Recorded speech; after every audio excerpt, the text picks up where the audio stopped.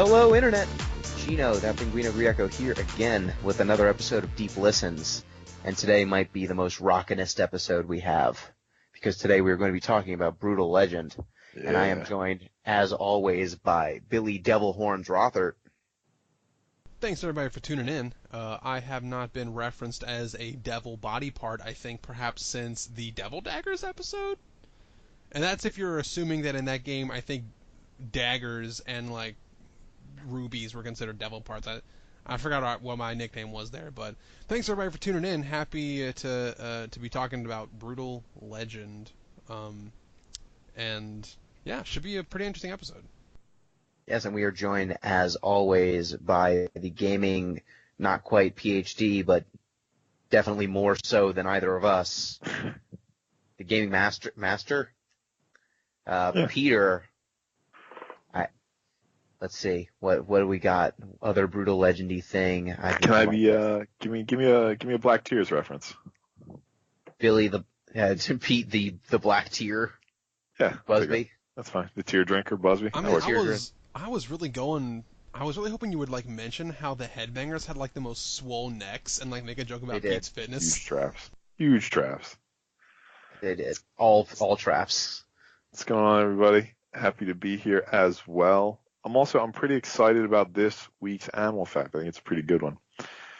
So, a lot of apes, chimps, gorillas, orangutans, things have learned sign language over the years. But oddly enough, there is no record of any of them having ever asked a question.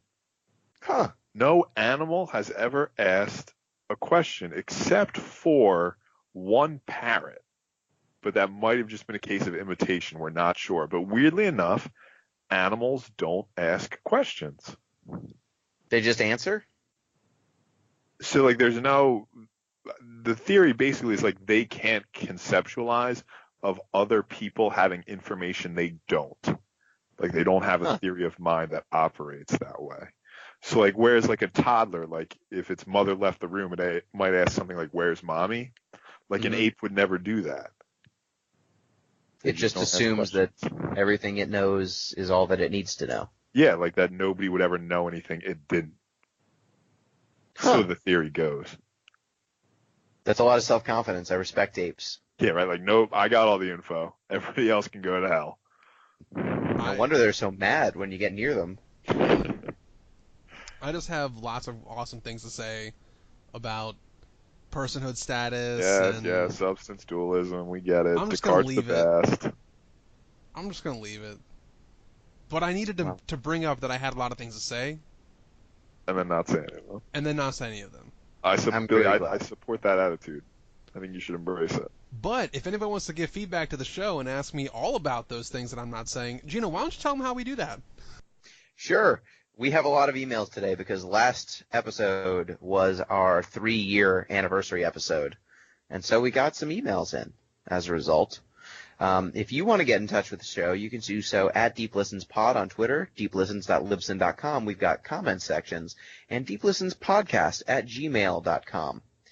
And you could sound something like this. Which emails? We have emails. Let me just find which one I want to start with. I feel like I should start with do I start with the most showstopperingest? No, you have the grand finale. So. I feel like I should read this. We got, yeah. Okay. So you want me to save that one? Okay, yeah, here's that one for the grand finale if it's really good. I don't know what it is, but at this point we're just wasting time. Everyone's waiting on bated breath. Okay, first email. This comes from John Atwood on YouTube. Hey guys, I can't get my head around this and I need some help. Many video games have some sort of Uber mode. With the push of a button or the attainment of an item, your character becomes many times more powerful, inflicting more / taking less damage, gaining fantastic abilities, etc. Now there are some parallel tropes in literature, such as blinding rage, but I've always considered this to be lazy writing, whereas it is permissible in video game form. What do you think? Am I being too harsh? What am I missing here? So what makes the kind of uber power moment work in gaming, whereas it does not so often in literature. I've got a lot of things to say, so maybe I start with one and then Sure. come back. Yeah. Sure, go ahead. First thing I'll say is in a lot of classic games, specifically where you had a specific menu for like a cheat code screen. I'm thinking like a lot of the like Rare games, like Rareware would have games like that where you could turn on big head mode, tiny head mode, all that kind of stuff, or like infinite power, infinite damage, whatever mode. So there's a difference between that kind of mode and like a sequence in the game. And I think for any game that would have some kind of like cheat code screen where you would put in a specific cheat code that you'd look up on like Cheat Planet or get it from your like Nintendo Power magazine because it's 2001 and put it in, that's very different than it being like a narrative piece. So that's just for fun, just for goofing off in a game and adding like some extra playability to a game that you may have already beaten and wanted to come back to. I think that was a tool that was specifically used in some games to like try to add a layer of replayability without having to actually write another like some games that don't have as much replayability could get a second breath of fresh air by having big head mode and tiny head mode and God mode. Yeah, so what I think about is that this kind of usage of an uber mode or a superpowered mode is deployed really differently depending on the gaming context. There are some games that start with this. On GiantBomb.com, this is called an abilities. That is what this concept is called, where you start out with a character who has all of the abilities and is basically God mode. And they use that generally for tutorializing or for hooking a player early on. Assassin's Creed does that a lot. Yes, Assassin's Creed does it. Metroid Prime does that. Metroid Prime. Another big one is Star Wars: The Force Unleashed. You start in that game as you start as Darth Vader, and you have all the Force powers, and you're just wrecking fools. And then you go to a character who doesn't have it. God of War does this. There's a ton of games that do this very early on, and that is basically a tutorial where you've, for narrative reasons, given the player a ton of tools, and you've given them a safe space to play with those tools. So it's used as a way to condition the player into the game, but really grab them early on, right? And show them kind of what the most fun loop of the game looks like so that they can aspire towards that and try to gain it over the course of the game. So I think that it really works well for those reasons. Another way that I think that this really works is something that I've always thought of as kind of I've called it a subversive pivot in the past, which is the most hoity-toity way I could describe anything. But usually games, when they get near the end, this is very generalized, but I feel like a lot of games break into one of two modes of wrapping the game up from a gameplay perspective. You can go for a mastery moment, or you can go for a kind of subversive pivot, where you pivot to another completely different style of play, where you've overpowered the character, right? So you can have a sequence where your character really, you really need to use all of the skills you've learned over the course of the game, and this is kind of the apex of you mastering the gameplay. You can think of games like, I think Mass Effect does this pretty late. You're just taking on a very difficult enemy. Zelda games do this very well. Yes, you're using all of the tools that the game has given you up to this point, and so you need to figure out how to best deploy them. But then there are games like Bastion, for example, which one of the apex moments of that game, they actually take away all of the tools you've been using up until that point and give you a sequence where you're basically invincible. And also give you a jump? Yeah, they give you a bunch of like tools that up until that point were not relevant, but you're invincible, right? You're super powered. Another one is Kirby Crystal Shards just did something like that. Yeah, Kirby Crystal Shards, Final Fantasy VII Crisis Core. It does something like that at the end, and I feel like in those cases where you've basically unlocked an Uber mode at the end of the game, it really generally is used as a way to differentiate the end game and add impact to this story moment. Because everything up until this point has played one way, and all of a sudden you're experiencing the game in a completely different way. And so that moment is used to kind of accentuate whatever story moment is happening that has caused you to enter this state. And I think that using it as a form of emphasis is really good. And then there's just these plain, like, lazy writing, right? Like, there's the lazy writing answer. It's fun, just because it's fun to do something like that. There is another sort of version of this. This isn't quite exactly what John's talking about, but there's that thing where you see an enemy early in the game who's totally kick-ass. He's just destroying you. But then they continue to pop up further and further, and it gets less and less impressive as it goes. I think the primary example of this is the big daddies in BioShock. Like, initially they're titans, right? They're a pain in the ass to take down.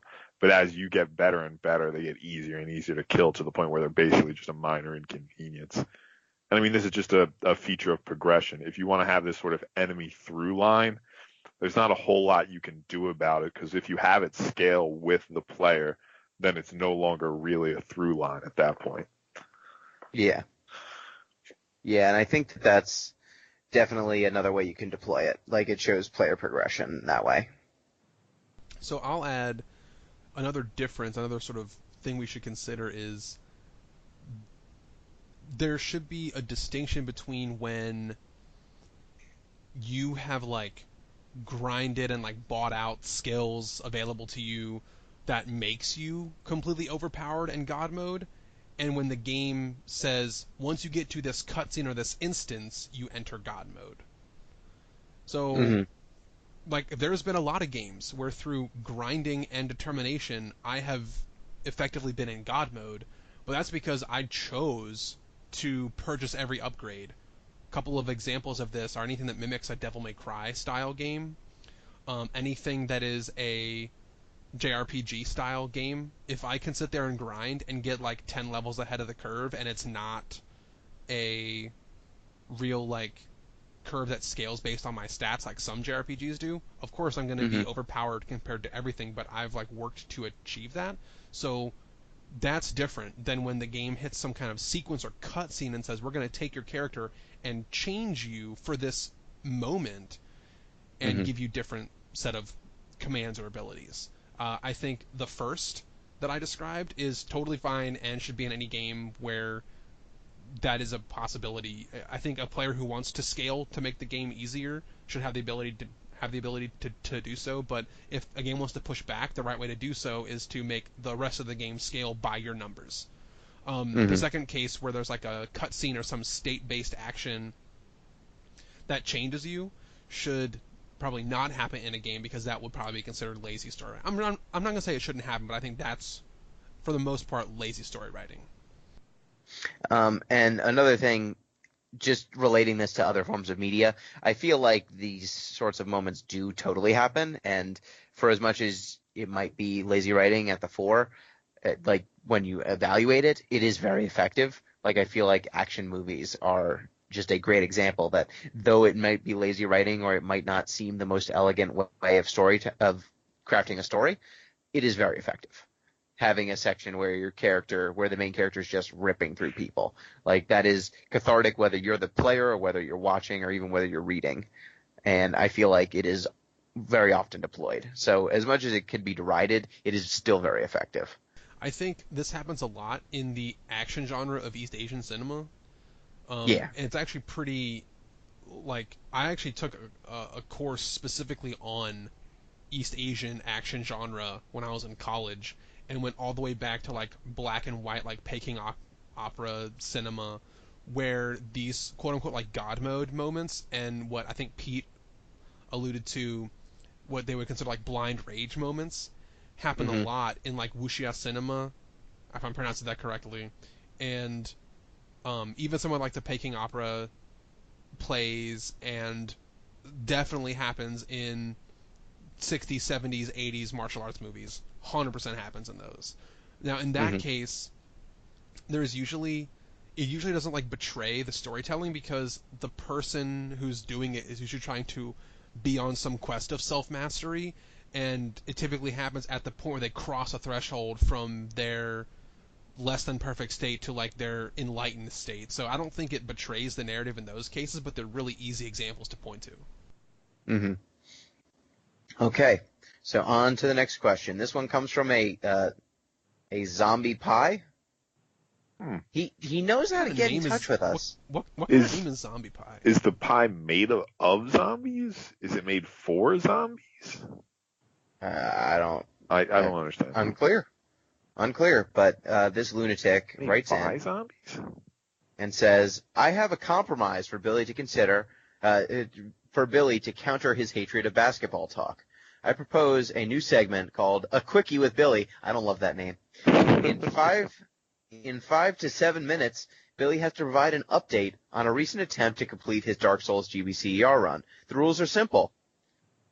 Every time you record a podcast, Billy has to play the podcast game and also attempt to beat Dark Souls. However, here's the catch. Billy only has one life per podcast, meaning if Billy dies in Dark Souls, he has to wait until the next podcast to attempt the game again. So when it is time for Billy to talk, before the main discussions, he talks about how far he got in the game and what exactly did him in. Additionally, I want to bring up a recent discussion Gino and I had while he was live streaming Trine.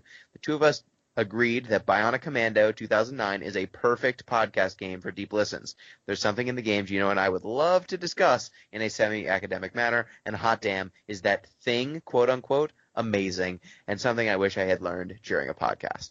So, yes, that is on our list, our short list of games we will need to play in the near future. Let me respond real quick to ZP's, proposal here. First, It's great. Unfortunately, it really can't be done, and here's why. Won't go into too much of the specifics here just because I don't think it's necessary, but something happened to one of my donation incentives after the fact, and it would reverse some NPCs that were killed, should no longer be killed, but I can't undo that. So I would have certain NPCs and things available to me based on what things were actually donated for. But some NPCs that are currently dead in my game should actually be alive. And so I cannot have the same run. I cannot be completing the same run. So what you're saying is you're soft and won't do it because you're scared of the Dark Souls. That's what I'm hearing. I can make a compromise. Souls One of the dark. NPCs that should be dead is the undead merchant female. And I took a swing at her and she got pissed off, so she's not talking to me anymore, but I didn't actually kill her because I couldn't deal enough damage in one swing, and I don't have any ranged attacks that can shoot through the bars and kill her. So I can't kill her, but I effectively nullified her in the game. So I could go pardon myself with that NPC, have her like me again, and then use items that she can provide to me to potentially make another attempt at the run.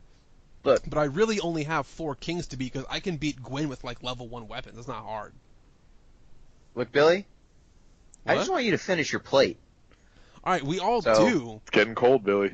But it's getting cold. No, it's gonna get colder. Revenge the longer... is a dish best served cold. Okay, that's fair. That's a great point. I Sure. didn't think of it that way. Fine. If we will allow, Your Honor. if we'll allow 2 things, all right. Let me just check something real quick. If we'll allow 2 things, right? I want to give myself more than just 1 life. 1 life per episode. Yeah, more than 1 life per episode. I need to have more than that. I'll accept a cap, but that is, I think, in order to save your time. If you want to spend more time on it, go right ahead. If you could also stream it and then make a little feature out of it. Who knows? I could. We'll discuss the specifics of this, and we can update it. You don't have to come up with it right now. Well, so here's the thing. That's one of my caveats, and 2, it was hold on. I had 2 important notes. One was going to be I need more than 1 life, and honestly there's only 2 bosses left in the game: 4 kings and Gwen, and I know I can beat Gwen. It's only 4 kings I'm having a hard time with, and if I can use the undead merchant female. All right, we'll see. Well, it sounds like a quickie with Billy, which damn, we'll I don't like saying that. Billy's quickie. No, it's a longy with Billy. It's going to be some kind in of and out. No. In and out with Billy. No. I have to that's be able not to it. work with the Undead Merchant Female, and All right. we'll change the name so that it's not shitty. Yeah, we'll come up with a better name. It's Sex with Billy. Is that it? Yeah, No, that's the one. That's the one. that's it. No. Okay, Quickie with Billy. So No. we'll have a feature, and we'll get some updates going forward. So last email, and it's a doozy. Oof. This comes from Grandin. Hey. If you remember the last episode that we recorded, we said, "Hey, has anyone actually been listening to all of the episodes?" And Grandin has written, and he says, "Hey, Deep Listens crew, congratulations on making it 3/5 of the way through your 5-year world famous plan. I'm proud to say I've been listening since the beginning, and I look forward to every episode. I can't think of another piece of media at any point that has so deftly combined video games, philosophical and literary concepts, animal facts, and trashing shitty NBA teams, the Nets, as Deep Listens. Thank God you've all filled that void. The world is a better place for it. Thank you very much. Seeing as this is my inaugural email to the show, I'd like to quickly dredge up some very old shit that I need to get off my chest." I knew this day was coming. Okay, first, I've spoken to my boy Grandin. Billy, I'm sorry, but the Talos Principle is about religion. That's in all caps. The voice you hear identifies himself as Elohim. That's literally Hebrew for God. We've been over this. Milton wrote Paradise Lost. If Milton had been a talking serpent with an apple on its head, or a burning fucking bush, and not a computer screen, would that have changed your mind? Star. Let me see, did he... Star. I respect each of your egregious opinions, and Billy and Pete's ability to snap a grown man's neck with their bare hands. Gino, I'm sure you're equally formidable. I just haven't heard any claims of it on the podcast as of yet. I should have written in sooner. I've had that bottled up for a while. Okay. Next bit. This is to all three of you. Let's talk briefly about our Game of the Year 2015. As I distinctly recall... Was that Valda Story of Abyssal City? Game of the Year Valda Story of Abyssal City? This most highly coveted of trenchies was won that year by Game of the Year Valda Story Abyssal City, with Undertale conceding second after a hard-fought, well-defended effort by Gino. I'd like to call to your attention just a few of the highlights that were left on the cutting room floor. Let's review them, shall we? Ahem. Shadow of the Colossus, The Walking Dead, and The Last of Us. This happened, and you all let it happen. Let it happen. Wait, I'm confused. Is that insinuating that those games should have been Game of the Year instead? Of Valda Story Abyssal City, yes. Game of the Year Valda Story Abyssal City, yeah. Wrong. So we said Shadow of the Colossus, The Last of Us, and what else? The Walking Dead were all worse than Valda Story Abyssal City. I feel like there was a compromise to be had on Shadow of the Colossus being better than Valda Story Abyssal City, a completely forgettable Metroidvania game. I play that game once a week, and I will till I die. Is that Valda Story? Okay, I don't. That's a lie, but that's not the point. I do, and it's not a lie. I know. Billy, you love that game more than most people love their children. So let's keep going with the email because there's still plenty more to go through. All of my bitching aside, the Game of the Year podcasts are some of my favorites, and now that I've finally aired my grievances, thank you. Welcome to the Festivus airing of the grievances. I can finally let go of this burden that has weighed so heavily on my soul. I feel better already. Anyways, I didn't just write in to gripe. I have some game recommendations for you guys. 1. Spec Ops: The Line. I think it would be cool to listen to you guys discuss a military shooter. I don't think you all have really taken a deep dive into that genre yet. Military shooters are a staple of modern gaming, and AAA titles from franchises like Call of Duty and Battlefield sold tens of millions of copies and have been crucial to the establishment and growth of esports. I haven't actually played Spec Ops, but from what I understand, it packs a story with serious punch, and it's much more gratifying experience than playing COD. TDM? I don't think I've played COD SVU. So, hey, one quick thing about that. Yes, I think Spec Ops would be a great game, but if we can, we should try to hit up Kelly Dunlap, who came on the show one time. Yes, we should. It's been much more gratifying experience than playing COD SVU, listening to racial slurs and getting teabagged by some 14-year-old named XX420 Blaze It XX. It's important to mention that the X's here are intercapped with lowercase x, uppercase x, lowercase x. Excellent work, Brandon. I think you guys could get some great content out of this one. That's true. 2, Typo Man. This is a side-scrolling adventure game I ran across on the Switch store with a unique and interesting gimmick/mechanic. Your character, the enemies, and much of the environment is made up of words. You play a character that is literally the word hero anthropomorphized. You interact with the world by rearranging letters to form words which help you progress through the game. It's difficult to explain, but looks cool, and it's been well reviewed so far. I figured your collective English backgrounds would make it something you enjoy. 3, Castlevania Symphony of the Night. You guys have played some Metroidvania-style games before, like Game of the Year Vaulted Story Abyssal City, for instance. All right. So why not go for the original? It's a classic, great game, and it's super cheap on the Xbox Store. Yep, that is true, and I love that game. Technically, though, not an original? I mean, like, it's original, but it's not the first Castlevania. Yeah, it's not the first Metroidvania. It's probably the most popular in the States, for sure. Yeah, it's one of the best. It's that and Super Metroid. Yeah, for sure. 4, Legend of Zelda Breath of the Wild. It's just so good. That's really all I have to say about it. Yeah. And finally, I just want to thank you guys for 3 great years. I really have been listening from the very beginning, and I've heard almost every episode, except for the Magic the Gathering ones. Sorry, Gino, but those are lost on me, and half of our audience. I listen to you guys when I was in the lab, when I'm driving, when I'm meal prepping for the week. There's never a bad time for some deep listens. I enjoy hearing your explanations and insight, perfectly balanced with funny bullshit. If you ever feel like having a fourth wheel to talk about a game, let me know. It would be an honor and a privilege. Keep it up, guys. Only 2 more years to go until you're world famous. Brandon. I've been literally asking you to come on a show for 3 fucking years. And then P.S., I just want you all to know that I fully support the idea of an offshoot podcast where you guys and ZP shit on trash NBA teams. You could call it the Brooklyn Nets Hour or something.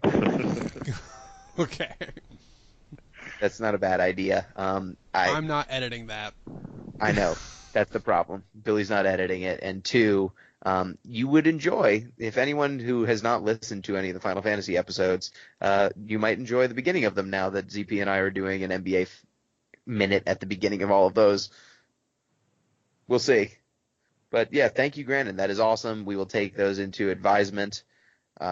It's super cool to have people who have actually listened to this show for 3 years with us. It's still amazing that this ridiculous thing continues. And the numbers keep going up and to the right. People are listening to this and telling people about it. Good. So please keep doing that. Yes. Please keep doing that. And thank you for writing in. If you want to sound like that, you can do so by writing into @DeepListensPod on Twitter, deeplistens.libsyn.com, or deeplistenspodcast@gmail.com, or you can apparently go on YouTube and join ZP because it's just him. It's mostly just him. And now, without further ado, time to talk about Brutal Legend. Wow, Double 30 Fine minutes Zone, in. Woo! We got a lot of emails. It's always nice. Yep. So, Billy, what's a Brutal Legend? Wow, good question, Gino. So, Brutal Legend is a something game. I'm going to come back to that later because I don't know how to fully describe this game as it's a mishmash of a couple different genres. It's an action-adventure RTS. Okay, great. Open Action-adventure, world RTS, open world. Okay. With multiplayer.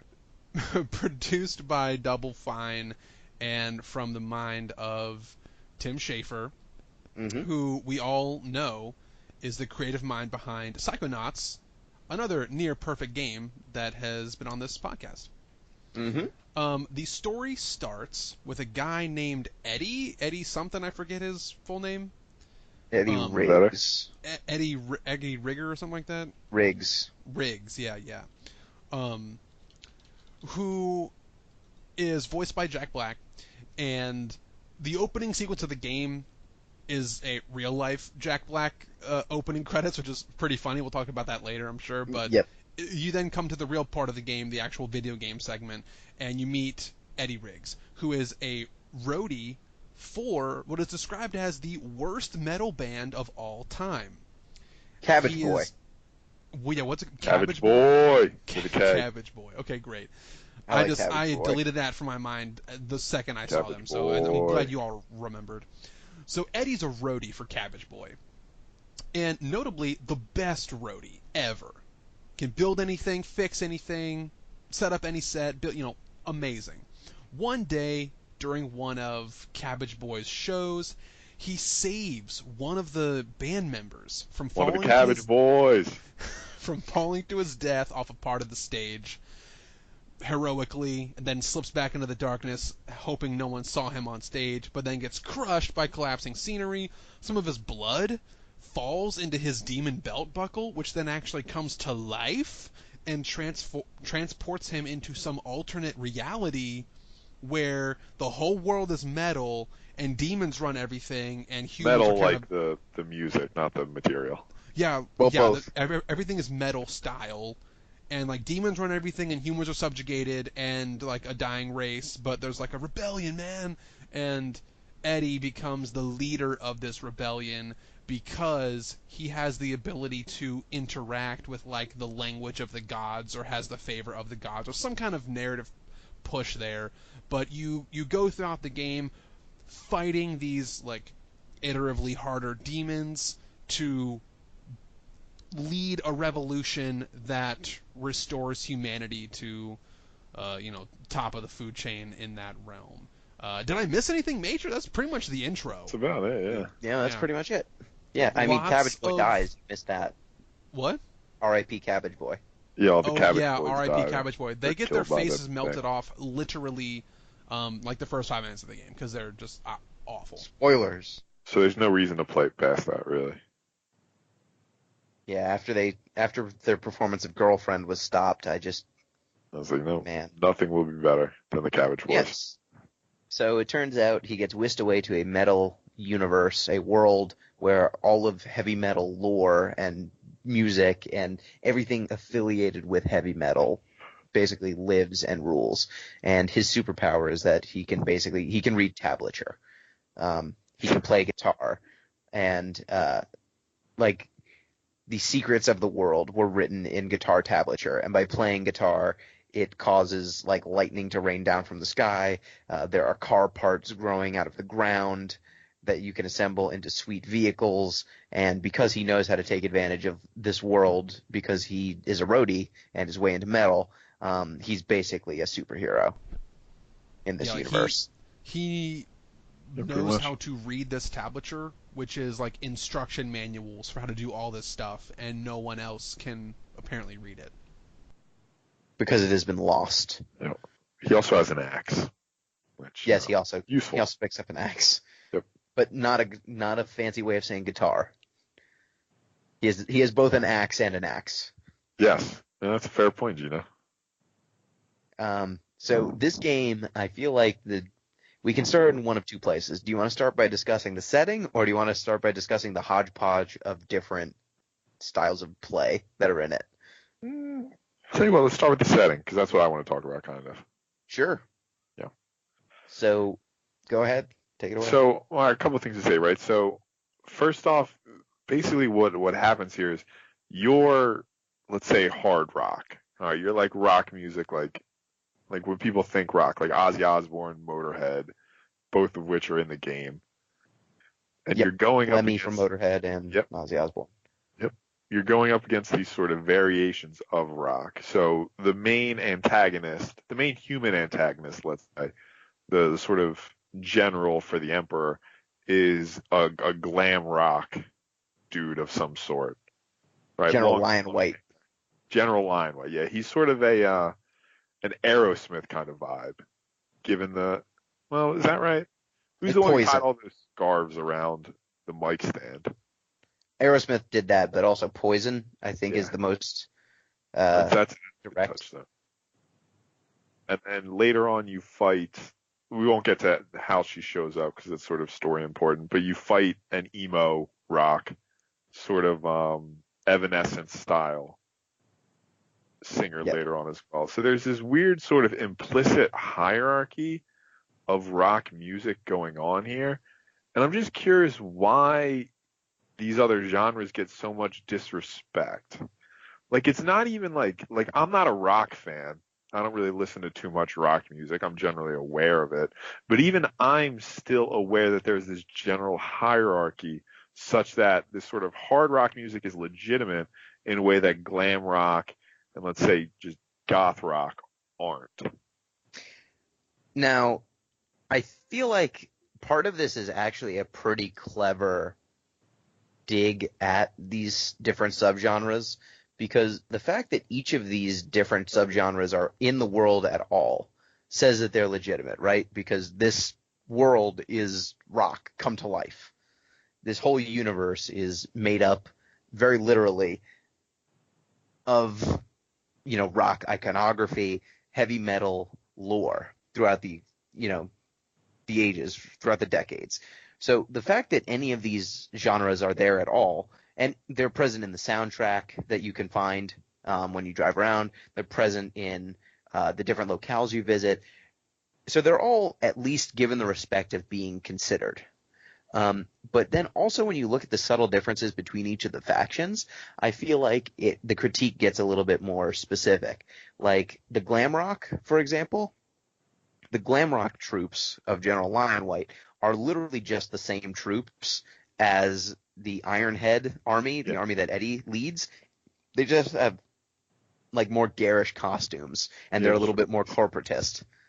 Well, not to derail the larger conversation we're going here, but I'm going to, because the hell with it. That's another question I have, right, is how glam rock – I shouldn't say how glam rock got this reputation for being, corporate sort of sellouts. I get that. That makes sense to me. What I don't understand is how hard rock avoided the same reputation. Like the very fact that somebody who doesn't listen to rock music pretty much at all, knows who Ozzy Osbourne might be a bad example, but knows who the guy from Motorhead is, right? Mm-hmm. Suggests that there's a huge corporate apparatus built to push him to me, to everybody else as well. So like, how did this hard rock avoid the same sort of corporate ethos that clearly they're benefiting from as well? Yeah, but I would say that is kind of the critique, right? That by making the glam rock army literally just the same dudes, the same damn units as the other, the hard rock army, the like true metal army. They're just the same thing in different outfits with slightly different dialogue. Like they aren't fundamentally different. Yeah, but I don't think it runs both ways. Like this is a single directional conditional, right?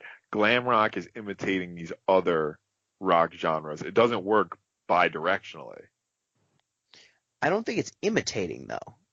I feel like it's a slightly different. Would be, Gino, because though I won't proclaim myself to be an expert on the history of genre development, I've participated in these genres a lot.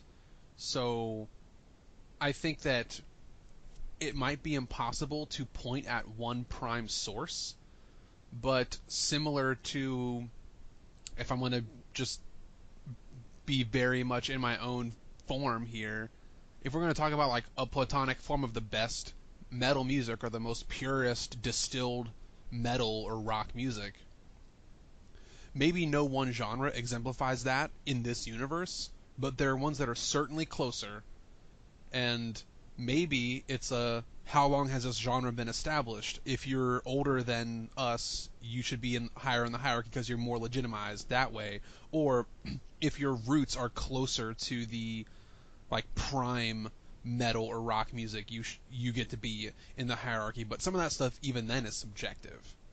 Yeah, but what I'm getting at is I don't think that this game – so even though it has that critique of General Lionwhite and glam rock in general, right, and it's got that moment with the Drowning Doom, the goth army, the songs that make up those genres are still present in the game and are used to great effect throughout the game. So even in kind of being derided, it is also simultaneously being celebrated. When you're fighting to liberate the Headbangers, one of the first missions of the game, the song that plays at the end of it is Dr. Feelgood, which I don't know if you can pick another, that's one of the most glam rocky heavy metal songs you'll find, and it is deployed in one of the most kick-ass moments in the game. Like, unironically, right. It's not like you're fighting the glam rockers. It's when you're like making all of these headbangers appreciate metal music for the first time, and Dr. Feelgood is playing. So I feel like this game is really it plays into a lot of the arguments that metal purists have amongst themselves without necessarily denigrating even the things that they're poking fun of. Like, they are rehashing these arguments that have already been happening. I think in kind of a playful way. Even though I definitely agree that, like, they are definitely saying with General Lionwhite that this form of metal is corporatist and kind of shitty and shilly. Like, they don't have a moment narratively where they welcome the Lionwhite forces into the fold. But in kind of having these moments utilizing the actual music itself, I feel like they managed to find a middle ground where, you know, this belongs in the Pantheon too. And things like the Drowning Doom and the what is the name of the demon faction? I don't know. Oh, the Tainted Coil. Of course. The Tainted Coil and the Drowning Doom are co-equal armies with Ironhead. So the kind of different styles of rock that they each encompass, I think, are also kind of co-equal. They aren't, like, you don't denigrate the goth army in this game. It's really only the glam rockers that get shit kicked out of them. The other ones are kind of feared and fought as equals. So let me ask this. Maybe this is getting at maybe this is getting at Pete's point, but there's no way that Brutal Legend could have been made with the glam rock people as the primary as primary protagonists of the game. Yes, that wouldn't have happened. I don't think that with the way this game was made, you know, it would be like having. This is actually, I don't want to go to this yet, so I think that I would agree. Like, you start in your homage to metal music with what is quote unquote the purest articulation of metal, and then you use that as the thing against with which all the other types of metal are compared. Right. Like, you settle on which one is the quote unquote purest, and then everything else is variations upon it that you can build upon. But I think that the game as a whole turns into an appreciation of the entire genre. See, I will agree. I would give you music, right? Like, I think an example, like Dr. Feelgood, right? I think there's an argument that perhaps the music, when it's good, transcends the genre. But I don't think there's the same celebration of all the trappings of the genre. I think it's exclusively a celebration of the music itself. I think that the locations, though, like the Pleasure Palace and all of the different locations that you run into, for as ridiculous as they are and how much the characters voice disdain, there is definitely an intrinsic awesomeness to much of it. You know, it's ridiculous, but in an endearing way.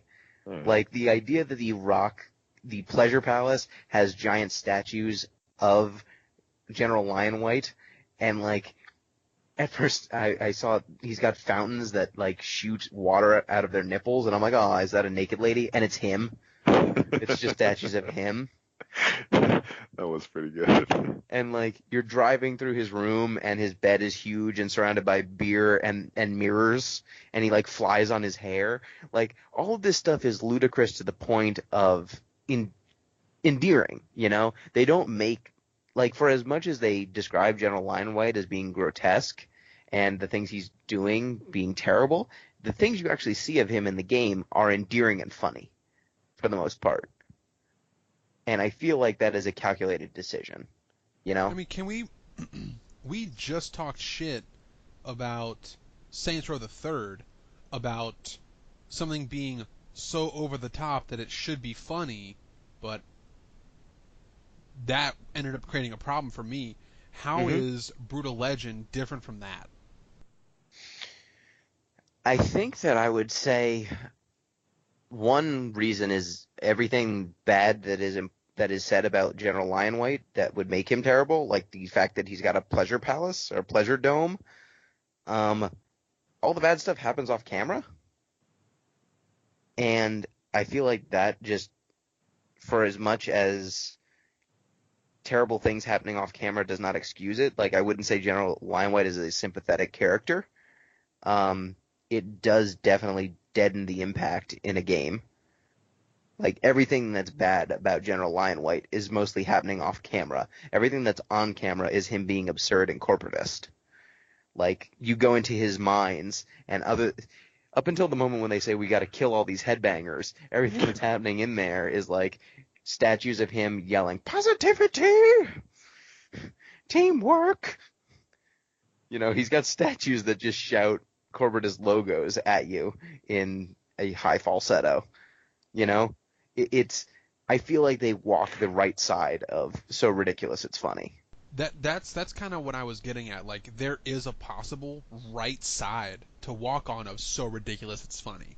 And I think this game successfully does it, whereas some other games do not successfully do it. I'm not going to just re-shit on Saints Row again, but, like, that was what I was trying to get at. I think this game does it well, but also Brutal Legend doesn't walk so close to the line because, again, like I said, some of us off camera, but I feel like they didn't hit as many awful topics, so they had less opportunities for failure as well. Yeah, and I mean, General Lion White is the villain of the game. He is like speared by Demiculus or whatever? He's one of the villains. He's a villain. Yeah. He's never really shown as redeeming. He ends up like stabbed by a million pieces of glass and dead. It's very different than like a Saints Row situation where the character who's yelling about hoes and bitches and slapping people is a member of your party and is supposed to be a sympathetic character. And all of the like women you're talking about are on camera and you're seeing it happen firsthand versus a character who you're supposed to dislike who is doing terrible things off camera. I think that they walked the line well as a result. Yeah, and I think like getting at the locales and the setting, I feel like the game does a really good job of making every single location feel like a piece of album art. Like the bone piles, the giant guitar statues. There's a set of rock outcroppings that are just throwing up devil horns. Like it's amazing how many different locations they managed to pack in. Like the art of this game is incredible, especially the lore sections. Like, did you find any of the pieces of bound lore? Like, it looks like a wizard holding an orb, and then when you perform an earth shaker near it, it will crack open, and then you'll get a history of the world. Yeah, I found a few. Yeah, like that lore section, I feel like just does such a good job of establishing the world of Brutal Legend, from demons that ultimately come to hate the god of metal because he is so bright and shiny that he makes them see how terrible they look, and so they must break him out of the sky, like the blood of this beast forming the seas and all of these other things. Like, they put so much time and effort into crafting a organic expression of this ridiculous genre of music. And it's amazing. I don't know if we want to discuss this topic now or later, but I guess I'll broach it now. Is there any genre of music that you think could pull off something like Brutal Legend that has this kind of long, a different genre? Yeah, I think the only genres that come to mind are like maybe three, and there'd probably be a stretch for each. One would be hip-hop music. Yep, that was the first one that jumped to mind for me. One would be country music, though I don't know how you can get... Like, that's probably the furthest stretch for me. Right? I don't think there's a chance for country, but it probably is another genre that has enough history, but I still don't think that would really work. So hip-hop music probably could. And then another one that comes to mind is electronic music, like what people might refer to as techno music. The trouble here is, whereas metal, you can probably come up with like half a dozen variations of metal that have hit mainstream. Sure, there's a lot of different types more than that, but I'd say maybe like 5 or 6 are probably what you would consider in the general public's consumption. Mm-hmm. But for techno or electronic music, there's so many. I mean, probably 20 different like variants of techno that it would be hard to nail down any kind of reasonable narrative that would pay enough respect to all the ones that have developed. So I think the genres that are big enough could be hip hop / rap music, could probably pull it off as second best, if not metal. Third would be like techno or electronic music, but it'd be pretty hard just because of the scope of that genre is really undefined and goes all over the place. And then country music is really well defined, but I don't know if there's any like narrative you could actually have there. So it'd probably come at like a distant fourth. What would, if you did it on hip hop music though, like it would just be basically Grand Theft Auto. Maybe like shading towards the Saints Row sort of excess. I mean, you could do hip hop music as a video game without necessarily making it Grand Theft Auto, because you could have it be like, I don't know, maybe is Grand Theft Auto like inherently like faction versus faction based? I'm just saying it would all be urban excess, right? You'd just be trying to stack paper to the ceiling and ride on 24-inch chrome. Like, I'm a fan of hip hop, but all the songs are pretty much the same. Yeah, and that's one of the weird things about metal. Like, there is a lot of the songs are, very similar, but they're singing about elves and shit. Yeah. Like, it's like a bunch of people read a bunch of Tolkien and then decided they were going to play really fast guitar and drums underneath readings of Tolkien. And then the songs that get really, corporatist are the ones that are just about like partying and having a good time. Right. But I don't know that there is a through line narratively in hip hop in the same way. Like, the through line, there's a lot more songs about like, partying and doing stuff like that than there are, rap songs about. It doesn't have to be high fantasy. Like, it would just need to be some sort of thematic consistency. Yeah, at like most you'd build like a drug empire.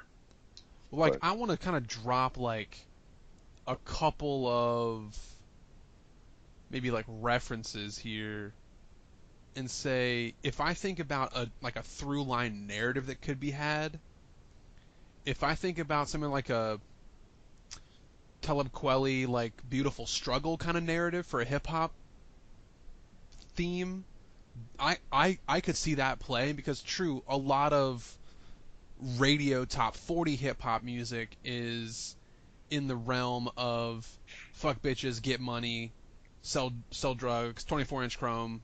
Like, that certainly has that in the media that is consumed on the radio.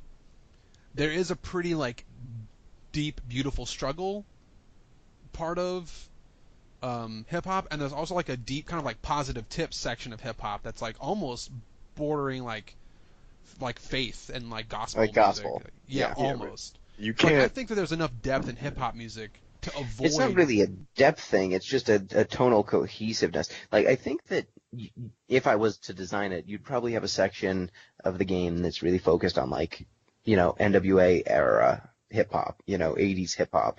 Then you probably would get some like Nas, Jay-Z era, some Biggie era, like Tupac 90s. era, yeah. Mm-hmm. And then you'd probably have a section for like 2000s and now sort of stuff.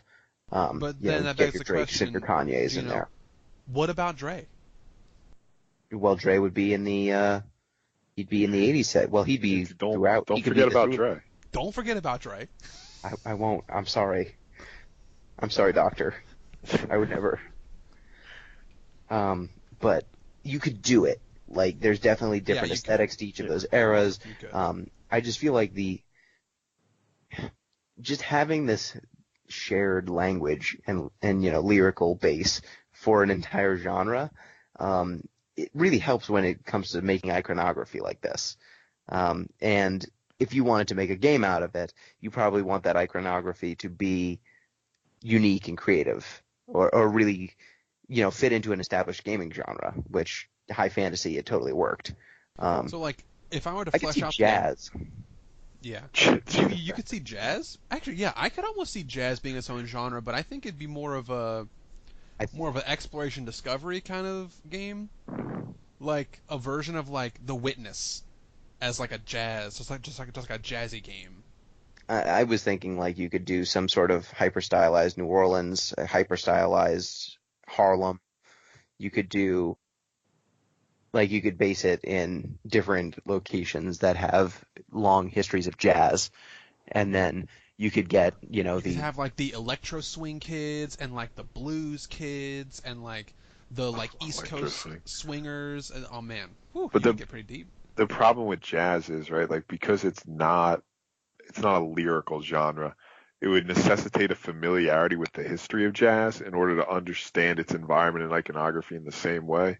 Whereas for like a game like Brutal Legend, I don't need to actually be familiar with the history of rock, right? Just from listening to the music itself, I recognize these sort of cultural touchstones regardless. Whereas jazz would require a little bit more familiarity, a little more literacy with the genre, which is harder, especially considering it doesn't have the sort of cultural import that rock does in this day and age. That same Sure. problem would exist for any kind of techno or electronic game because Yeah. there's just no context that is inherent in the music. Yeah, I just think that with jazz you could probably do like a New Orleans section that sound like, at least for an American audience, New Orleans jazz I feel like is at Oh, least known well enough to where You'd you be would like, pick yeah, up that's on it. jazz. Like, sure. Or the different styles. Like if you had a large improvisational jazz section and like the level was very improvisational as a result, like maybe it came together dynamically as you were running through it, as different like tracks got solos. Like, you can only move here while the trumpet is soloing or something like that. Like you could do it. It would just be, it's much harder than like Yeah. a genre that has such a thematic and tonal and lyrical consistency as metal. Like it's what makes metal like the perfect genre for this sort of thing. Yeah, definitely. The And jazz, besides, we already know what happens when a game gets made about rap because we have Parappa the Rapper, so that answer's just been that question's just been answered already. That's the a great jazz documentary. game would have the best names, though. I mean, any guy who goes by Jelly Roll Morton his whole life is completely okay with me. That's a great name. Yep. Dizzy Gillespie. Yep. All sorts of great names. Yeah, so That was a good question. That was pretty interesting. I mean, I really kind of like. I now want to see someone try to make a techno game. I want to see there being like a hip hop R&B rap game. I want there to be not really a country game because I wouldn't play it, but I'm sure somebody would. Like ATL the game, something like that. Well, wait for that. That'd be like for like the hip hop R like and rap version. Yeah. and we probably don't want the hip hop game, the Wu-Tang enter the 32 chambers. We probably don't want to play that. We probably don't want to play the Def Jam fighting games What or crap. What was the name of the Def Jam games? Like, what was the subtitle? I think it was Def Jam Like Icon, Battle for one New of York them. or something? There was definitely a Battle for New York. Yeah. There was Ballers. God, what a preposterous basketball game. game. Those NBA Ballers. God damn. who thought of who was like, yeah, Def Jam. We're gonna have a fighting game, but it's just gonna be famous rappers. Def Jam I Fight just for New think York, Def Jam Vendetta, Def Jam Icon. I think like a techno game has a lot of potential because it's already in it already is so juxtaposed to a game world. You should play that it could- Rez. There's plenty of games that could work that are a techno version of the game. If you think of any kind of like Tron style cyberpunk, it just fits in so well. There's a market for like a hip hop or rap based game. I'm sure people would play it if it was executed properly. I just don't know what genre it would fit in and how it would work. But yeah, pretty cool. Do you want to know what fighters, what characters are in Def Jam Fight for New York? Just tell me if DMX is and if he's the strongest character in the game. DMX. Does he have a move called X gonna give it to you? No, he's not. DMX is not in the game. Well, it's not a game then. Yeah, then I'm no longer interested in it. Yeah. But Busta Bus is in the game. Busta Rhymes is there. Carmen Electra is in the game. Great. Danny Trejo is in the game. Fat Joe. Fat Joe alright. doesn't seem like he'd be great at fighting. Why is Danny Trejo in the game? He's in there. Flavor Flav, Wow, he does not need to be in there. Ghostface Killa, Ice-T, Ludacris, Ice-T and Luda belong, for sure. Redman, Sean Paul, Slick Rick, Warren G, and Exhibit. The more you know. So, back to Brutal Legend. We've spoken a lot about the location, but the gameplay, I feel like, is just as ambitious, and it might be a bit of an Icarus situation. So, this game can accurately be described as an action-adventure RTS open-world game. Those are a lot of things, all of which have different implications, and all of which this game tries to meet. The game starts out, the first few hours, being an action-adventure game through and through. You've got an axe, you've got a guitar, and one button will do axe moves, one will do guitar moves. Your guitar is kind of your magic, and it does some crowd control stuff. You've got a block. You're dealing with enemies in melee combat, generally speaking. But as the game goes on, you unlock more moves. Then you get access to a car, which kind of turns the game open world. With this car, you can attach weapons to it, you can drive around, you can take on missions in the world, like there are racing missions, there's hunting missions, and all sorts of stuff like that. There's objects to just kind of find in the world and unearth with your guitar magics.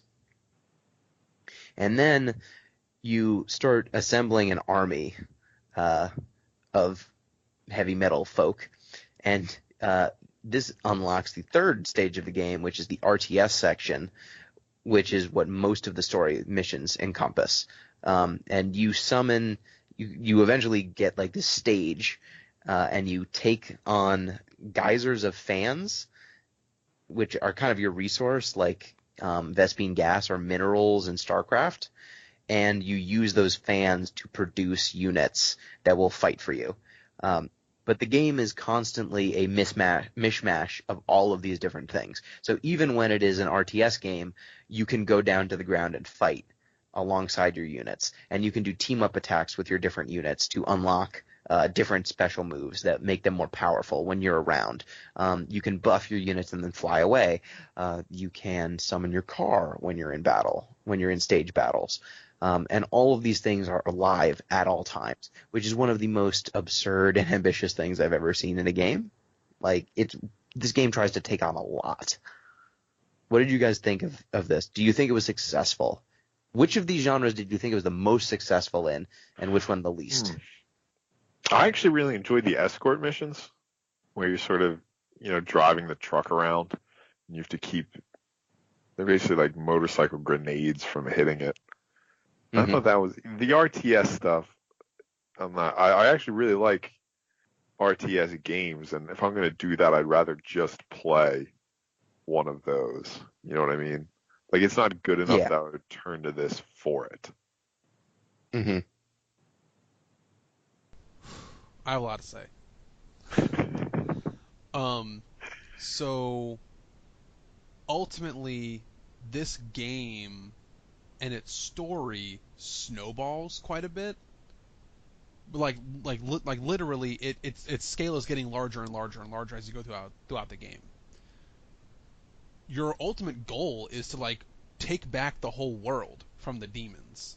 Mm-hmm. So you kind of have to have a large scale to do that, but you have to start with one person and one protagonist and a small group of people. Mm-hmm. So in order to make this progression from sort of almost like load screen to load screen instance missions at the very beginning of the game to, oh, now you have a car and can travel around. Oh, now you have wings and you are like the overlord over top of a huge battlefield of hundreds of units. I think that was required in order for the game to pull off what it wanted to do. Weird kind of analogy here. Think about a game like Katamari Damacy or whatever, how you pronounce it? Katamari Damacy? Yeah, however it's actually pronounced. That game also does a really good job of making sure the scale makes sense consistently throughout the game, because you get to the point where you're like rolling up just a kitchen, rolling up just a house, now a neighborhood, now a country, now a universe.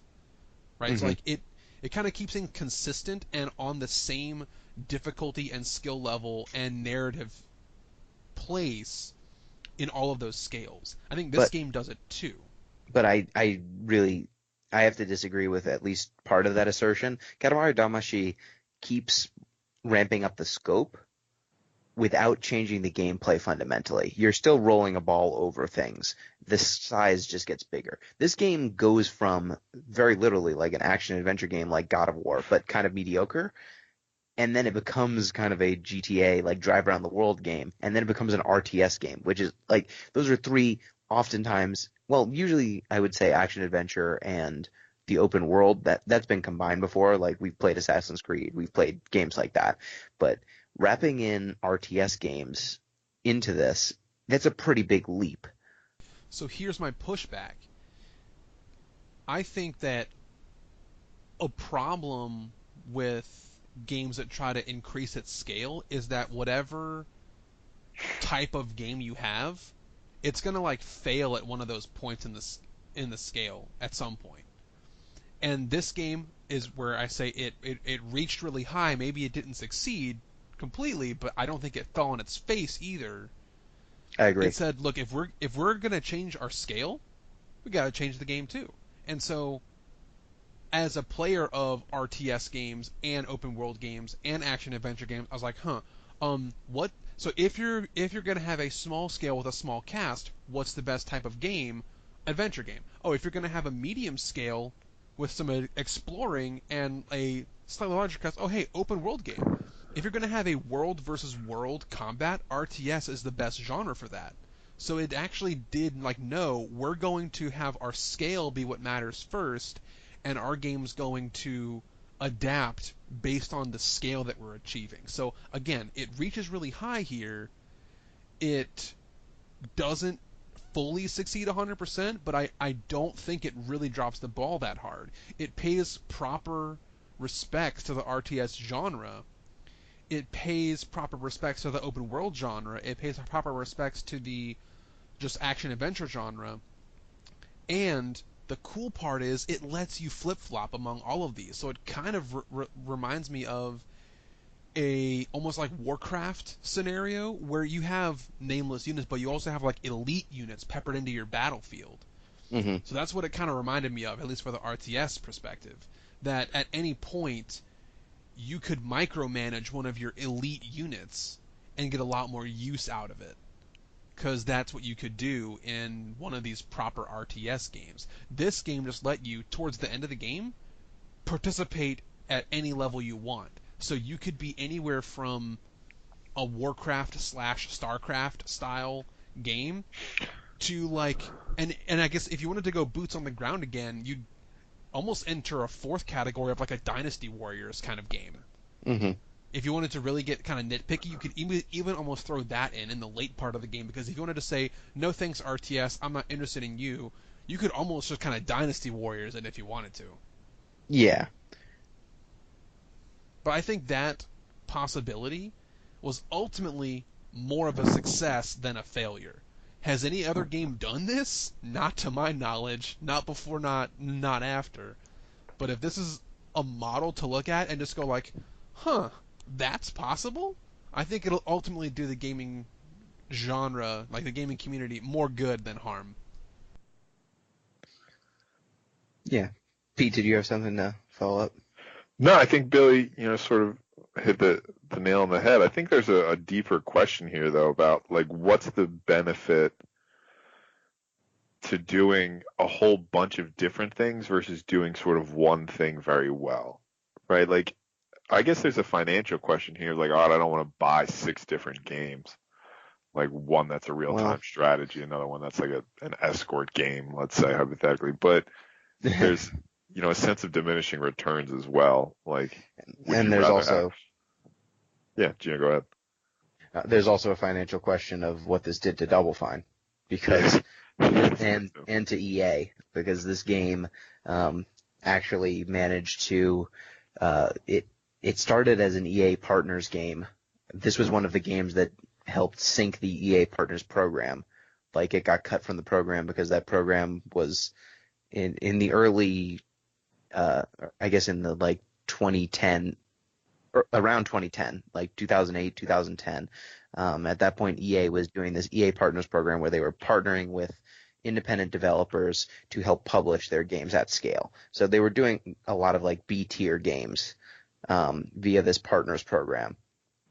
And at a certain point, John Riccitiello, the CEO of the company, I believe he stepped down or was let go, and then they shut the Partners program down. Either they shut it down and then he was let go, or he was let go and then they shut the program down. But they cut a few games, and this game was one of them. Brutal Legend was cut. It then picked up a publisher in Activision who gave them enough money to kind of finish, but the game I don't think is finished. Like the entire last act of the game, and when we talk about the story a little bit, like the entire last third of the game is not there. Yeah. Like you could argue that half of the game's story is not present. And it was basically the last time that Double Fine's ever had a budget this big. Gina, do you have this might be hard to know, but do you have any idea how much of the budget was spent on voice acting? No, unfortunately. I have no clue. It's good voice acting. We should just take 1 second and just list off a few names, because we obviously have Jack Black and Ozzy Osbourne. Yeah. Mm-hmm. Lemmy. But we also have Jennifer Hale. Yep. Who is arguably the biggest female in voice acting. Yep. Jennifer Hale does good work. I mean, like, if you think of... like, she was the female lead, right? Yeah. She was Ophelia. Yeah. If you think of any video game character that is female, it's probably Jennifer Hale. And if it's not, it's like Ashley Johnson or Laura Bailey. Yep. There's also... You're not wrong. Tim Curry, yep, another famous actor. A couple others that Rob are Halford. less. What? Rob Halford. Is, lead singer of Judas Priest. Yeah, and he plays General Lionwhite. And the Fire Baron. Oh yes, also that too. Jack Black's Lemmy's the kill master as opposed to Killmeister. Yep. The Hunt Master, who you can do missions for, he's also a semi-famous comedian. Yeah, there are a lot of like big names in this game. Oh, and Lita Halford. Not Halford. Lita Ford. I think Lita Ford is Lita Ford's one. Yeah, she's one of the she's the Amazonian lady. Mm-hmm. So there's definitely a big voice acting presence here. Yeah, but I think that this game, like, outside of just the voice acting talent they needed to hire, the sheer amount of art and assets and design that went into this game, they would have burned through a huge budget regardless. Yeah. Like, to design what they designed here, all three of the factions are playable. Like, think about that. They actually made 3 separate factions for a multiplayer. They attempted to balance 3 different factions. They had to come up with all these units. They had to come up with all the different interactions. They came up with different powers for each of the 3 leaders. Like, the powers that Eddie has is not the same as the one that Diviculus has. Though they actually have different abilities if you go into multiplayer with them. That's just so much work. Like, Diviculus is in the game, he's in like 1 battle. And they had to come up with all of his different units. And his units, just for the record, since you guys haven't played the multiplayer, like, Diviculus's army plays completely differently than the other 2. His army plays like almost like the Zerg. Like, he summons units. He summons units into play instead of like producing them from the stage and then having to roll them out. He can kind of summon them in the battlefield. And then the Drowning Doom also has just like very different play style than the other 2. That's just so much effort went into this game. I'm not surprised that it burned through a budget, but it also just speaks to me of feature creep. Like, they came in with a mission and then it just never stopped getting bigger. And at a certain point they had to ship it. And I feel like this game, for me, the part that I enjoyed the most actually is the RTS, but I can fully admit that they managed to make an RTS work on a regular controller, but they compromised in so many different ways that if I was more of an RTS fan, like I play RTSs, but not like as my favorite genre, I would be much more frustrated. There are a lot of very basic things that you do frequently in an RTS that you either cannot do in this game or can do, but it is cumbersome. Like, for example, if you want to select a specific unit in a squad, you have to like get up near the unit and press a specific button combination to highlight them and then send them into battle. But if you're actually playing multiplayer against another human being, they're not going to give you the time to like specifically select one unit. You need to be churning units out and going into combat. So you kind of lose a bunch of the subtlety that the game presents you with. Like, you're much more advantaged by just flying to a location and then summoning your whole army there. Or like sending half of your army to one place and half of your army to the other place. So I would say that the most successful thing for me was probably, I think actually it was the open world. I think the least successful for me was the action adventure combat. I think it was just, it was fine. It was just okay. Nothing special, but I mean, it did what it was supposed to. Yeah. I think that, again, like the strength of the world pays off so much. Like the Earthshaker as a move is pretty common, some big AoE move, but the fact that he's jumping up and slamming down his guitar and it blowing people away, like this game gets a lot of leverage out of how much it just assumes the iconography of metal. And I kind of liked how there was like an Ocarina of Time, like play your notes to make effects happen. And there's like a Guitar Hero thing in this game too, kind of. Exactly like the Ocarina of Time / Guitar Hero tablature thing. Yeah, this game tries to. I specifically liked how face melting was like a move that you could just do on the fly. That's one of the most powerful things you can do. Fly deep into your opponent's territory and then just unleash the face melter and then fly away. Because I'm pretty sure it instantly kills like any like small unit. Yeah. Way. Yep, it does a lot. I like that the final move you get summons a Led Zeppelin that explodes. It is good. Yeah, the game is really well done. So, from a story perspective, what did you guys think of the actual story that was being told? So, I think that it had... So, like, I didn't know that the game, or at least... I don't want to say this. We don't know 100% for certain that the game was unfinished, right? I mean, it feels unfinished. Yeah, it feels unfinished, and we've had... because I think you say that Psychonauts ended, its like last level was unfinished. Yes.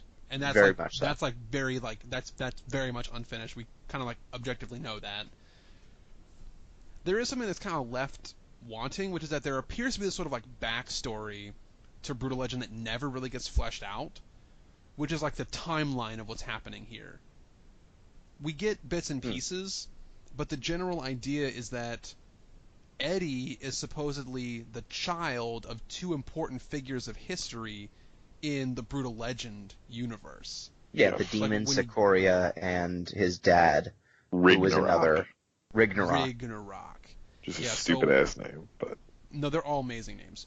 So, apparently, in this world, Titans were like the primordial shapers of the world before they ascended to godhood. Demons and humans were also around. Like somebody went to the future. I think Ragnarok went to the future, but also Sikoria also went to the future. Yeah, and they fell in love.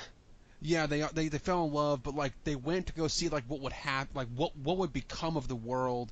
And when they learned that humans would eventually rise to power, it like depressed Sikoria. It like depressed her. Ragnarok was supposed to go kill her, but they were like, no, let's have a baby instead. And then I don't know how we get to like Eddie. Like that's, I mean, sorry, Eddie's their I know how Eddie's we their get kid, to Eddie. and then But He like, goes I don't back. know how real world connects to. Sorry, when I say real world, I don't mean the opening sequence. I mean like Eddie and Cabbage Boy gets to the world that like the rest of the game plays in. You know Oh, what I'm saying? his belt buckle comes from his dad. His dad, that's like that belt buckle is a belt buckle of Ormagoden, the fire beast that created the world, and by getting blood in that belt buckle, he summons Ormagoden, and Ormagoden pulls him back into the world But of metal. probably specifically his blood. Probably not just anybody's blood. Unclear. I bet That is unclear. his But blood had something to do with it. the set that Interestingly he enough, built, the set that he built was a temple, was a like homage to Ormagoden. So he basically built a temple and then did a blood ritual in front of it, with like yeah, unwittingly. fair enough. So I kind of like how there was actually a lot of like Norse mythology aspects here because when you Metal. first meet Ozzy Osbourne's character, I think he talks about Ormago. No, he talks either about the Titans or Ormago, but he's like, yeah, like we used their hair, his blood, his skin to create Even the his world, even his scream. scream, and it all made the world. I was like, wow, that's like very like throwback to Norse mythology because I think the god Ymir was also like that. Well, I mean, metal Like, just loves Norse mythology too. yeah, yeah, It's Loves it so they much. certainly do. Because Etulia. I mean, they didn't have like a parody on Dexter's Lab with the Justice Friends about a metal guy named Valhalla Hmm. who was just specifically like a Norse dude metal guy. Yes. You don't get that you don't get that pairing just from anywhere. Yeah. Yeah. I will say I did really enjoy the lore section about the many-teated tree of drinking. Yeah, And there's some they parts of all, this game that are just fucking amazing and just go to all the right places. the demons went to the teated tree of drinking. Underneath the tree's roots was Etulia, the songstress. Her songs were sucked up through the roots and provided nourishment to all. I think if this game had infinity time and infinity money, it would have. It's I still don't know. really good, even It's still. still really good now, but But, I mean, the reason why I said it was unfinished is because when you get towards the end of the game, the Drowning Doom get, like, the entire section with Lion White, I feel like is the right length. Like, you have several missions, you build up your army, you take him down. Then, once the Drowning Doom get introduced, there's only like 3 or 4 missions with them. it's And not then much. it gets broken up by them introducing more units of Ironhead. Like, you get a section with the fire people, you get a section with the jungle women, and they have to introduce these extra units just to make sure you know how they work. it's Um, like Act 3 didn't get finished. Like Act 1 and 2, well, fine. two feels rushed because you only do Yeah. a few missions against the Drowning Doom, and then it seems like they're hinting towards, like, even when you go back to Bladehenge to like get some scaffolding so that you can move further into the Drowning Doom section, Eddie says, "Hey, we're going to come back here. We're going to take this place back." And it implies that that's going to be the section where you fight against the Tainted Coil, right? There's the third army, and you're going to take them on. But instead, you take on this army in like 2 missions. You fight them like once or twice in an actual battle, and then the game ends. So it feels like Section 1 is the appropriate length. Section 2 is a little bit cut off, and Section 3 is super rushed. Like, the Tainted Coil barely get any play. They only really show up as like guest units in other armies for the most part. And it I don't know that it necessarily made the game all that much worse because I think it was a good length, but it just felt glaring because of Yeah, what it was set up for. it was a good length, poorly distributed. Yeah, that's what I would say. Like, there are missions that I think you could probably cut or have turned into like optional tutorials instead of making them mandatory.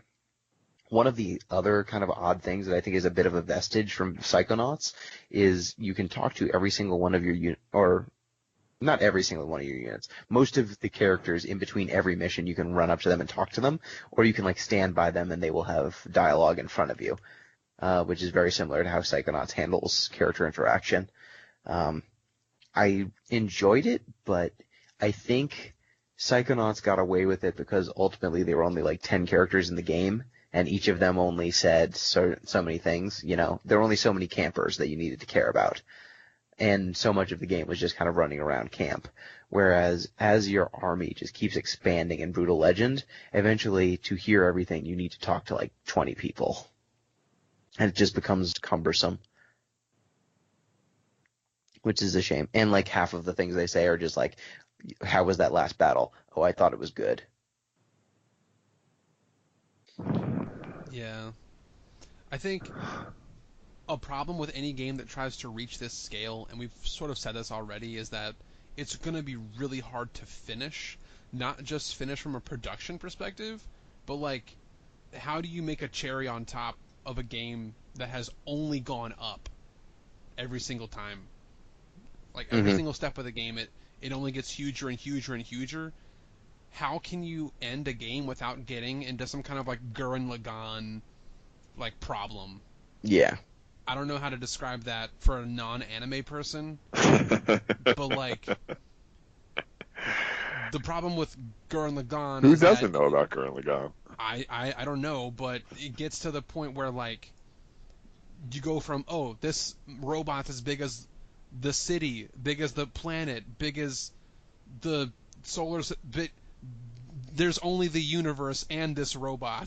That's like it gets to the There's point only where two things there are. yeah, there's only two things that exist: the whole universe and this giant robot. Like it gets to the point where you can't get bigger, so like you kind of fall on your face.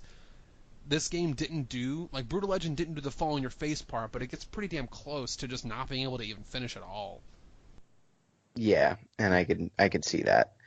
So I think just wrapping up, one thing I'd like to call out is I think the section with Ophelia when she drinks the black tears, probably the apex of the game, I'd say.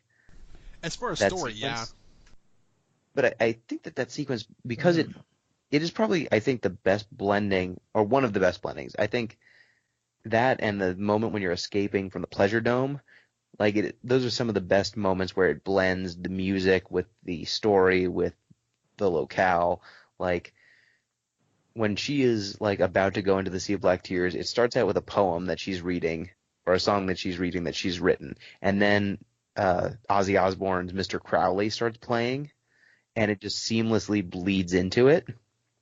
Like I didn't realize that it was a metal song until Ozzy kicked in. It just felt like it was composed for that scene, and I feel like that is to the credit and some of the best cutscene work when you don't realize that a song is licensed until something hits. You know, it just felt like a perfect blending of everything they were going for. And then I think that the scene escaping from the Pleasure Tower, like Through the Fire of the Flames, is the perfect song for that. You know, you're just driving through this collapsing dome with monsters showing up everywhere, like just perfect. What stood out to you guys as like apex moments? Yeah, I wasn't as crazy about the whole Ophelia arc. I mean, something about it just seemed a little tired to me. I was crazy about the Ophelia arc, but I'd say like 40% of my affection for that character is because I so respect Jennifer Hale's work. Yeah, her voice acting is really good. I also when you name a character Ophelia, you have Yeah. That's just a recipe for disaster. well that and like you have a certain responsibility to at least like draw a parallel between the the literary Ophelia and this character. And really, the only one was the drowning. Mm-hmm. But like Ophelia's whole deal is her madness, and there really wasn't the same sort of madness here. She drinks the black tears and then summons a bunch of the undead. Right. That's pretty bad. Well, that's not her. It's a doppelganger of her. Yeah. Yeah. I don't know. I didn't think they did enough with that reference to name a character Ophelia. Beyond, they're just like, oh, Ophelia drowned. This Ophelia drowns. Huh? You see it? Mm-hmm. All right, fair enough.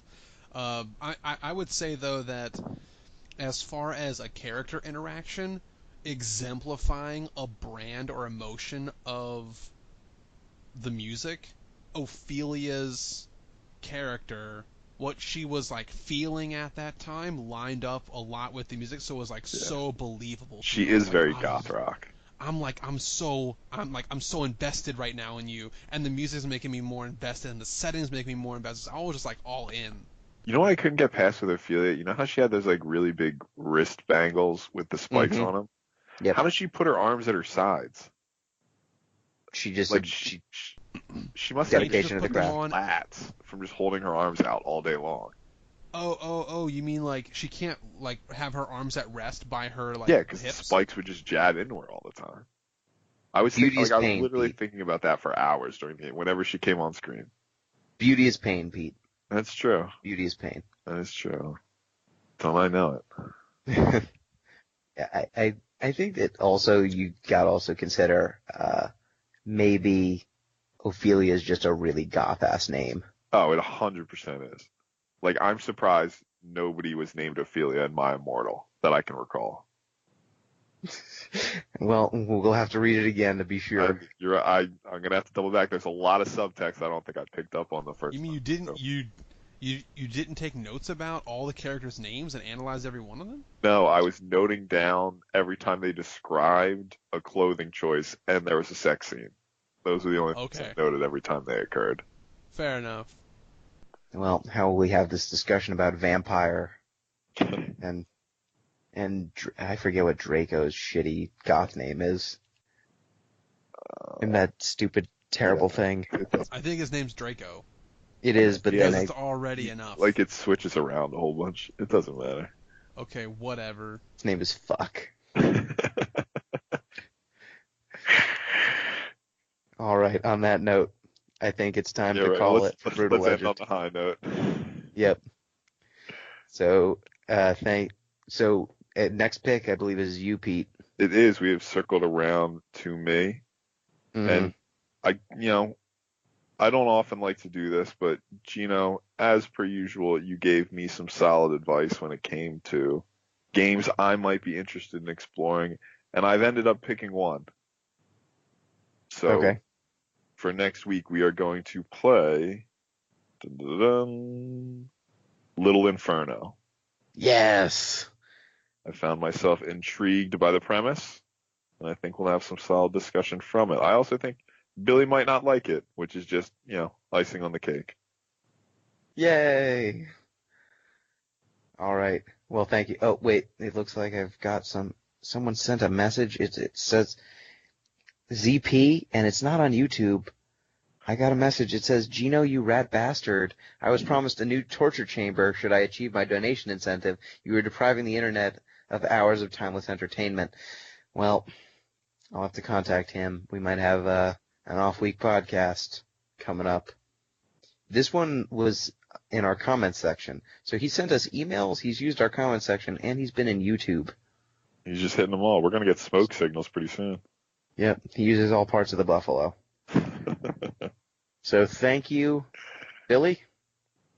Thanks everybody for tuning in. I certainly enjoyed Brutal Legend. I think that it reached for the skies, and while it did not achieve all of its goals, I think it is actually a really successful example of game genre blending. I'll say that it's the most successful version of RTS action open world because currently it's the only one that I can think of. So it's got all the superlatives for that category. And just one quick minor announcement. I will be just taking a brief hiatus for just a couple weeks, so it's probably not bad that Little Inferno is up next and I might not enjoy it because I probably will not be playing that game. Just right now my work-life balance is pretty fucked, as it kind of is every year this time of year. So I just got to take a step back as my 9-to-5 job works similarly to the school academic schedule. So right now is pretty bullshit.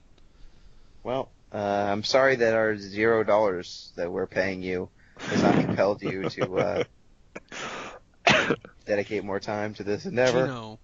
Gino, I'm not a sellout, okay? I do it for the fans. That's true. I do it for the money. I do it. Thank you, Pete.